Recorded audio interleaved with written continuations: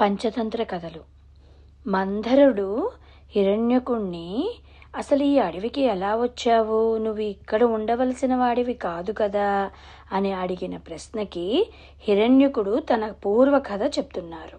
నేను నగరంలో ఉంటున్నప్పుడు ఒక సత్రంలోని కలుగులో నివసిస్తూ పరుల ఇళ్లల్లోకి పోయి వారు దాచుకున్న సొమ్ముని, బంగారాన్ని, రత్నాలను నా నోటితో కరుచుకొని వచ్చేదాన్ని. వాటన్నిటినీ నా కలుగులో దాచుకునేదాన్ని. చివరికి తెచ్చుకున్న ఆహారాన్ని కూడా ఇలాగే దాచుకున్నాను. ఇలా ఎంతో సంపదను దాచుకున్న నేను ఇంకా పరుల సొమ్ముకై ఆశపడుతూనే ఉండేదాన్ని. ఆ సత్రంలో చూడాకర్ణుడు అనే భిక్షకుడు ఉండేవాడు. వాడు భిక్షమెత్తి తెచ్చిన ఆహారాన్ని కొద్దిగా తిని మిగిలింది భద్రపరుచుకుంటే నేను ఆ ఆహారాన్ని దొంగిలించుకుపోయేదాన్ని. వాడు నన్ను ఎన్నోసార్లు తరిమి కొట్టినా నేను నా బుద్ధిని మాత్రం మార్చుకోలేదు. ఒకసారి ఆ సత్రానికి సుధాకరుడు అనే భిక్షకుడు కూడా వచ్చాడు. వాడి ఆహారాన్ని కూడా నేను దొంగిలించడానికి చాలా ప్రయత్నం చేశాను. అప్పుడు ఆ కొత్త భిక్షకుడు నన్ను చూసి చూడాకర్ణుడితో ఇలా చెప్పాడు, ఇది ఎంతో బలిసిపోయి ఉంది, దీనికి కారణం ఏదో ఉంది అన్నాడు. వాడి మాటలు విన్న చూడాకర్ణుడు, నీకు ప్రతిదీ అనుమానమే, అన్నింటికీ కారణాలు ఏముంటాయి అన్నాడు. ఉంటుంది చూడాకర్ణ, ప్రతి పనికి ఏదో ఒక కారణం ఉంటుంది. నీకు ఒక కథ చెప్తాను విను, అప్పుడు నువ్వు నా మాటల్ని నిజము అని ఒప్పుకుంటావు అంటూ ఆ కథ ఇలా చెప్పసాగాడు. ఆ కథ ఏంటంటే, ఒక గ్రామంలో శంకరయ్య అనే బ్రాహ్మణుడు ఉంటూ ఉండేవాడు. అతడికి తన తండ్రికి శ్రాద్ధం పెట్టడానికి నిశ్చయించుకుని తన భార్యను పిలిచి నువ్వుల పిండిని చెయ్యమన్నాడు.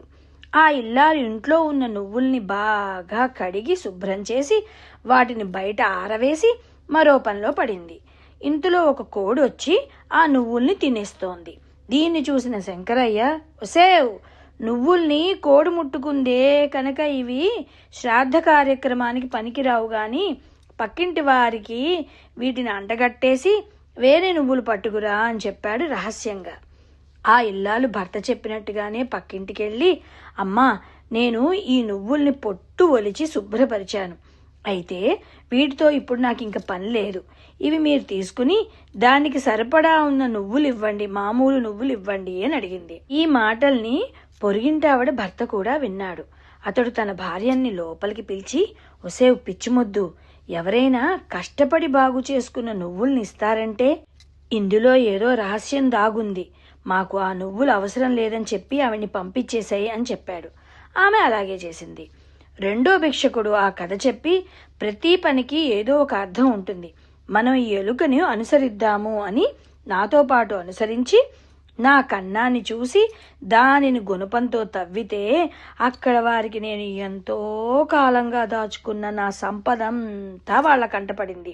వారు ఆ సంపద అంతా తీసేసుకున్నారు. నేను ఇంతకాలం దాచుకున్న నా ధనము, సంపద అంతా పోవడంతో నేను మళ్ళీ ఆహారం కోసం వారి భిక్షను దొంగిలిస్తుండగా చూశారు. దీనికి ఇప్పటికీ బుద్ధి రాలేదు అనుకుంటూ నా మీదకు ఒక కర్రను విసిరేశాడు. అది కనుక నాకు తగిలి ఉంటే అప్పుడే నేను చచ్చిపోయి ఉండేవాణ్ణి, కానీ నా అదృష్టం బాగుండి తప్పించుకున్నాను. ఇంకా నేను ఆ ప్రదేశంలో ఉండడం క్షేమం కాదు అని భావించి ఈ అడవికి వచ్చి ఇక్కడ ఉంటున్నాను. అప్పుడే నాకు చిత్రగ్రీవునితో స్నేహము, దానివల్ల లఘుపతనికునితో మైత్రి, వీరిరువురి వల్ల మీతో బంధము ఏర్పడింది. ఇది అంతా నా అదృష్టం అంటూ తన కథని పూర్తి చేసింది ఆ హిరణ్యకం. ఈ వృత్తాంతాన్ని తెలుసుకున్న మందరుడు హిరణ్యకుడితో అన్నాడు, మిత్రమా, అది అతి లోభత్వం ఎప్పుడూ పనికిరాదు. దొరికిన దానితో తృప్తి పడడమే ఉత్తముల లక్షణం. అది మీరిన వారికి నక్కకు పట్టిన గతే పడుతుంది అన్నాడు. నక్కకు పట్టిన గత? ఎవరా నక్క, ఏమా కథ అని అడిగింది లఘుపతనకం ఉత్కంఠగా. అయితే మనం మన పంచతంత్ర కథలలో ఇంకొక అత్యాశతో కూడిన నక్క కథ గురించి వచ్చే భాగంలో తెలుసుకుందామా?